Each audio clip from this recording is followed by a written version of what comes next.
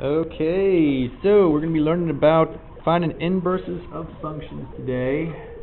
It's kind of weird talking to a empty classroom. Weird and sad, I guess, but anyway.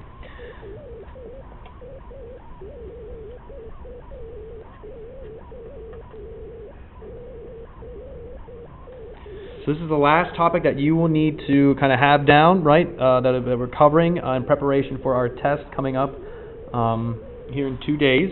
Tomorrow we'll have a review day, and then of course the test will be the day after that. Okay, so inverses of functions, last topic, and it's going to be real short and sweet, so you shouldn't have to worry about spending too much time on this. So to find an inverse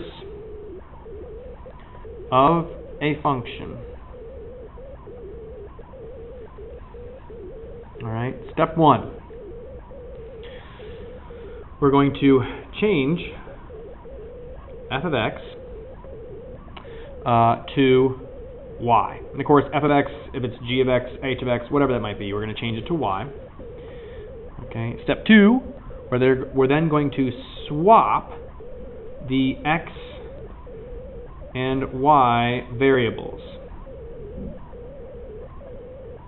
Okay, so from the first step, you should have just like y equals and then some stuff with numbers and x's. But then after the second step, it'll be x equals some stuff with numbers and y.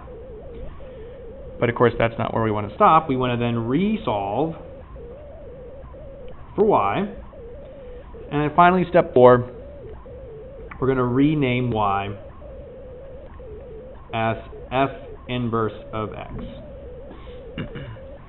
The idea being that the inverse of a function, all right, a property of the inverse is that it kind of cancels out, right? So we already have an understanding of the word inverse. Like, for example, we know about inverse operations. In math, right, we have like addition, subtraction, multiplication, and division. And the inverse of addition, right, what cancels out addition is subtraction. And the inverse of subtraction is addition. Same thing with like multiplication and division. Those two things cancel each other out. We use them to cancel one another out when we're solving an equation. In a similar fashion, we can have two functions that are inverses of each other, or two functions that are inverses of each other, and they cancel each other out. To cancel each other out in the terms of a function means that we get just x. So if you take a function and plug it into its inverse and simplify, it should simplify down to just x. If you take an inverse and plug it into the original function, you should also simplify down to just x. Okay, and we'll talk more about that in just a little bit here when it comes to verifying inverses. Okay, graphically speaking, right? So thinking about a graph, the inverse of a function is that function's reflection over the line y equals x. Well, the result of reflecting something over the line y equals x is that the x and y coordinates swap.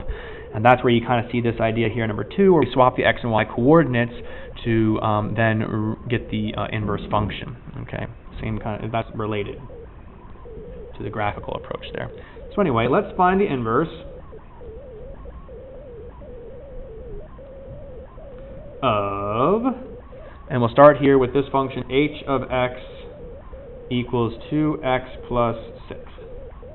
Okay, so we'll follow our steps here. Step one said change f of x to y. So it's h of x, so we'll change it to y and make that y equals 2x plus 6. Then we'll swap the x and y variables. So we have x equals 2y plus 6. We'll resolve for y. So we're going to subtract the 6 over. We get x minus 6 equals 2y.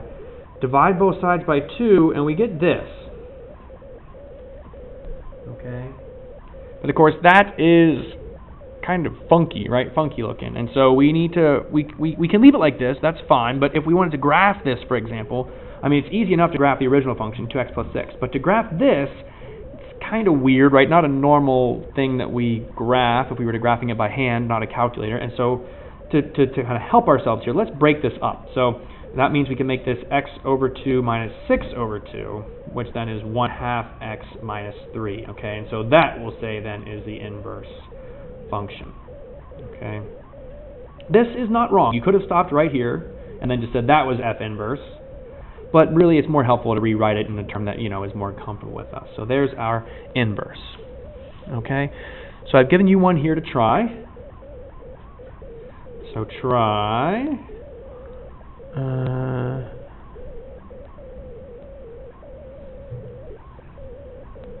f of x equal to the square root of 2x minus 3.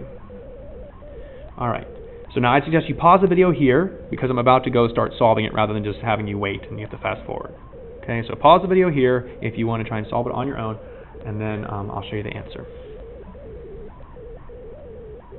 Okay, and we're back here, so now I'm going to try and do this for you here. So again, let's swap the f of x, make it y. So now we have y equals the square root of 2x minus 3.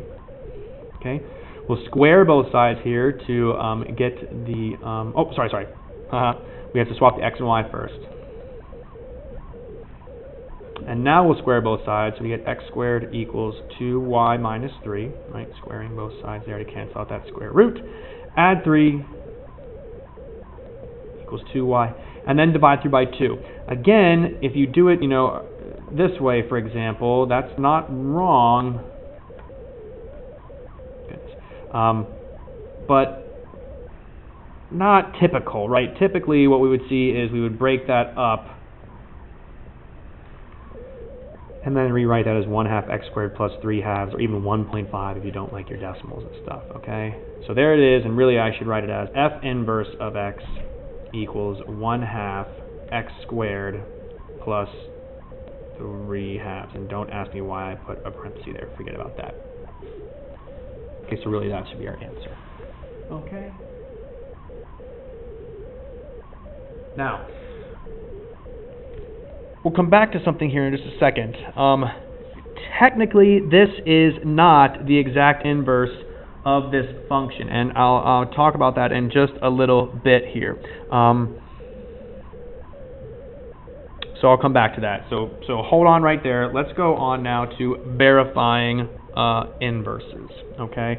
But before I do, I guess I want to hit one more thing. Again, just make sure, folks, when you are finding the inverse here, you want to be able to rewrite it, and get the inverse, but you also should be able to interpret that inverse's meaning and be able to graph the inverse, right? If you're writing it in this form and leaving it that way, if you can't graph in this format, then you need to be able to rewrite it into a form that you can graph.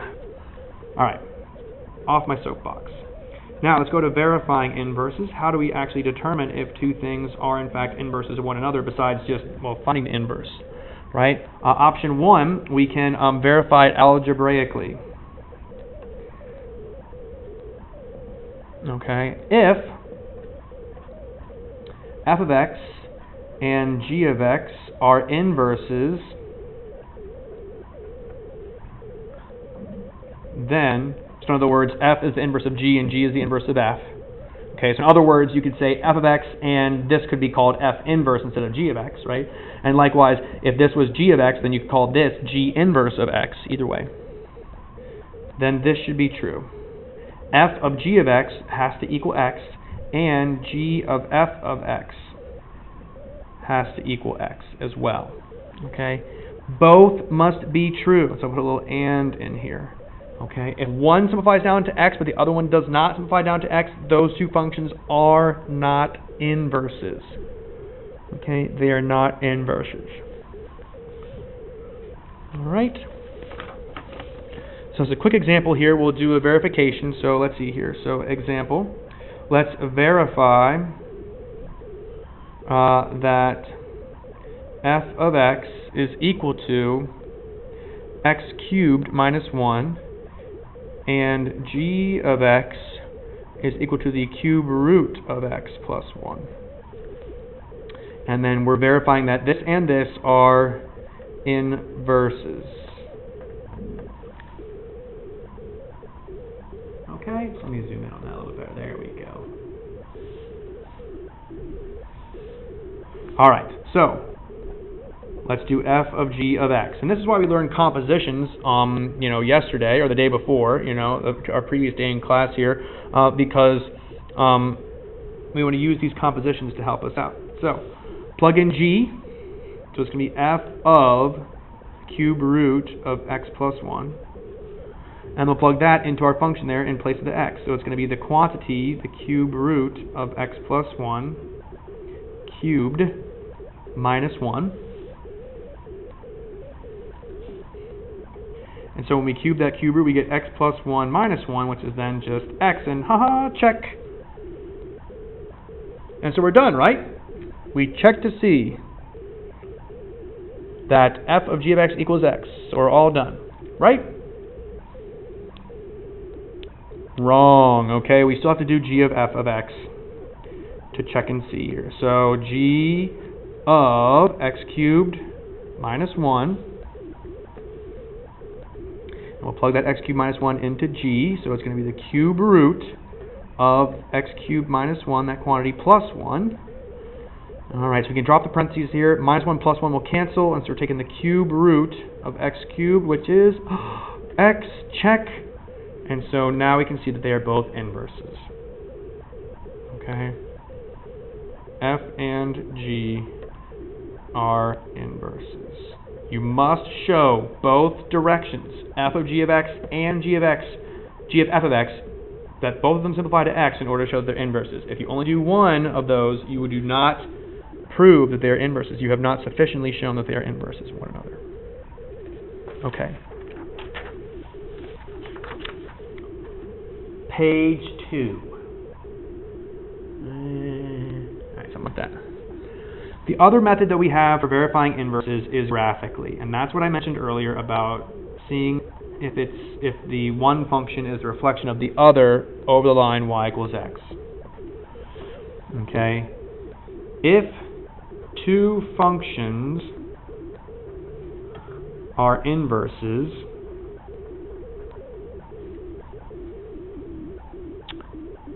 then their graphs are reflections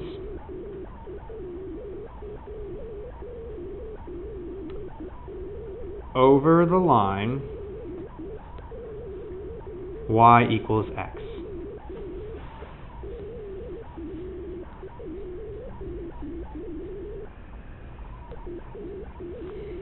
Okay, so we'll verify that here real quick. So here's f of x equals, we'll pick another cubic, 2x to the third minus 1, and we'll say f inverse of x is the cube root of x plus 1 all over 2.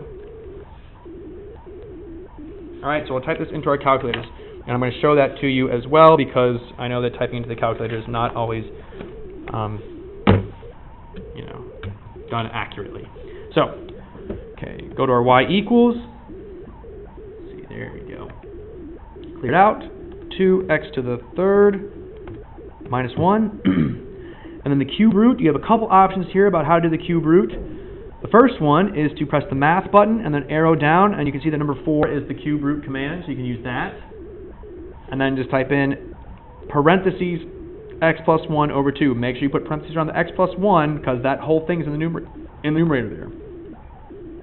Okay. Alternative to that, you could also do the quantity x plus 1 over 2, so like parentheses around the x plus 1, but also parentheses around the fraction, and then raise it to the 1/3 power, right? Because raising something to the 1/3 power is the same thing as doing the cube root. So you can do it that way too. Okay, I am going to go back to the cube root though, just because, why not? So we'll graph this. There's the original. There's what we're calling the inverse. And so it's like, yeah, those look like reflections. In fact, we could even, y3, we can graph the line y equals x there to get a better idea of the reflection. It's not perfect, again, because the screen is stretched a little bit. If you press zoom and then go down to the number 5 square, though, it does make it look better now.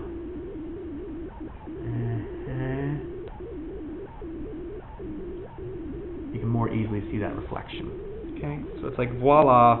We see that there is a reflection there, and so in fact those are inverses of each other. Now, I'm going to go back to that earlier problem that we did here, and I'm going to look at this one right here. Okay, so the first one, the 2x plus 6, and then I'll put in the 1/2 x minus 3.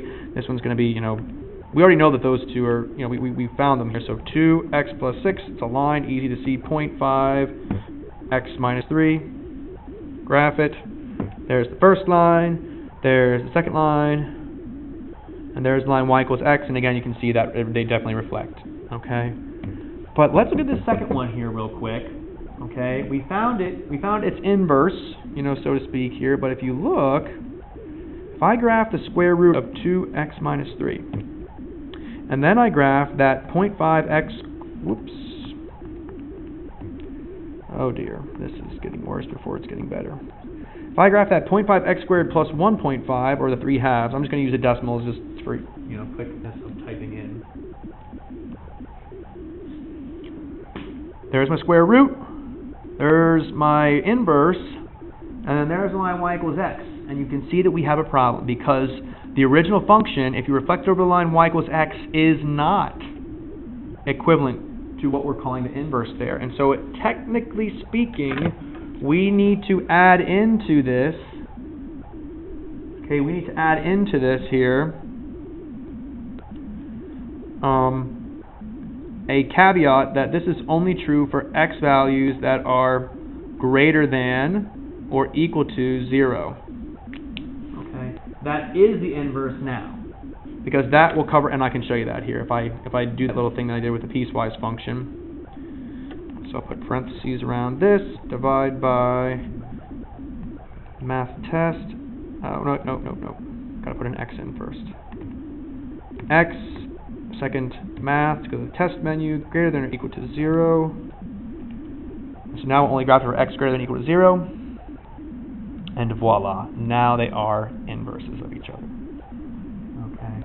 So you want to be a little bit careful, especially doing with those square roots and stuff, because, they, well, you can see that sometimes you have to change up the x values there.